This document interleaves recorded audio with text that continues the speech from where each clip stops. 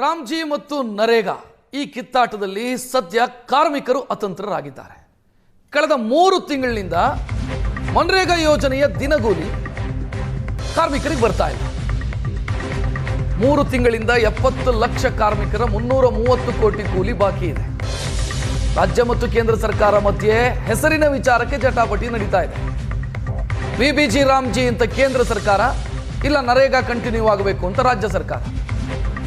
April 1ನೇ ತಾರೀಕಿನಿಂದ VBG Ramji ಆಗಿ ಬದಲಾಗುತ್ತೆ ನರೇಗಾ ಯೋಜನೆ.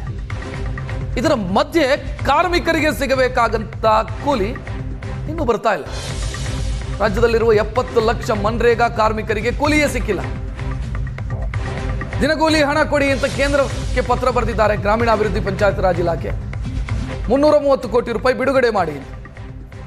ರಾಜ್ಯದ ಮನವಿಗೆ ಓಗೊಡುತ್ತಾ ಕೇಂದ್ರ ಸರ್ಕಾರ ಅನ್ನೋದು ಪ್ರಶ್ನೆ. ಈ ಸಮಸ್ಯೆ ಯಾಕೆ ಸೃಷ್ಟಿಯಾಯಿತು ಅನ್ನೋದರ ಬಗ್ಗೆ ಸ್ಪಷ್ಟತೆ ಸಿಗ್ತಾ ಇಲ್ಲ. ಯಾಕಂತಂದ್ರೆ ವಿಬಿಜಿ ರಾಮ್ಜಿ ಏಪ್ರಿಲ್ 1ರಿಂದ ಜಾರಿ ಆಗ್ತಾ ಇರೋದು, ಹೊಸ ಆರ್ಥಿಕ ವರ್ಷದಿಂದ. ಅದಕ್ಕೆ ಮೊದಲೇ ಸಮಸ್ಯೆ ಸೃಷ್ಟಿಯಾಗಿದೆ. 330 ಕೋಟಿ ರೂಪಾಯಿ ಬಾಕಿ ಬಿಡುಗಡೆ ಮಾಡಿ ಅಂತ ಕೇಂದ್ರಕ್ಕೆ ರಾಜ್ಯ ಸರ್ಕಾರ ಬರೆದಿರುವಂತಹ ಪತ್ರವನ್ನು ನೀವು ನೋಡ್ತಾ ಇದ್ದೀರಿ. ಹೆಚ್ಚಿನ ಡೀಟೇಲ್ ನೀಡೋದಕ್ಕೆ ನಮ್ಮ ಪ್ರತಿನಿಧಿ ಮುತ್ತಪ್ಪ ಫೋನ್ ಸಂಪರ್ಕದಲ್ಲಿ. ಮುತ್ತಪ್ಪ, ಈಗ ಹೆಸರು ಬದಲಾವಣೆ, ನಿಯಮಗಳ ಬದಲಾವಣೆ ಅದು ಏಪ್ರಿಲ್ 1ರಿಂದ, ಅದಕ್ಕೂ ಮೊದಲು ಯಾಕೆ ಸಮಸ್ಯೆ ಸೃಷ್ಟಿಯಾಗಿದೆ? ರಕ್ಷಿತ್, ಈ ವಿಚಾರಕ್ಕೆ ಸಂಬಂಧಪಟ್ಟಂತೆ ಯಾವುದೇ ರೀತಿಯಾದಂತಹ ಸ್ಪಷ್ಟನೆ ರಾಜ್ಯ ಸರ್ಕಾರ ಕಡೆಯಿಂದಾಗಿ ಅಥವಾ ಕೇಂದ್ರ ಸರ್ಕಾರ ಕಡೆಯಿಂದಾಗಿ ಸಿಕ್ಕಿಲ್ಲ.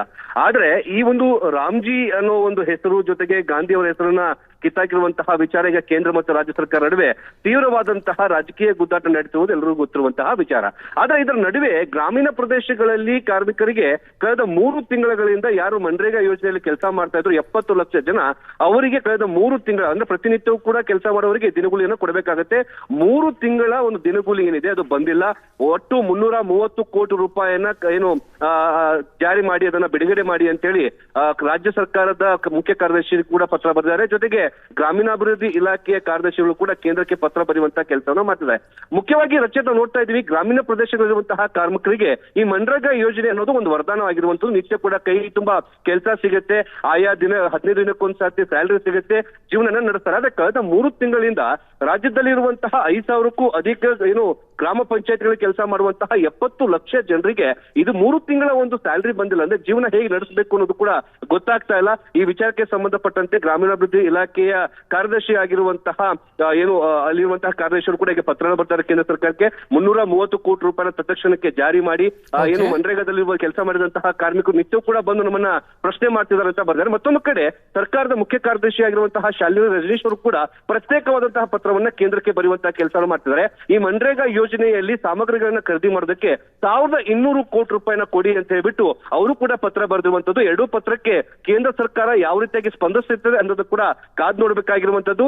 ರಾಜಕೀಯ ಕಿತ್ತಾಟದ ನಡುವೆ 70 ಲಕ್ಷ ಜನರಿಗೆ 3 ತಿಂಗಳ ದಿನಗೂಲಿ ಸಿಗದೆ ಪರದಾಡ್ತಿರುವಂತದ್ದು ಸತ್ಯ. ರಕ್ಷತ್, ಥ್ಯಾಂಕ್ ಯು ಮುತ್ತಪ್ಪ ಮಾಹಿತಿಗೆ.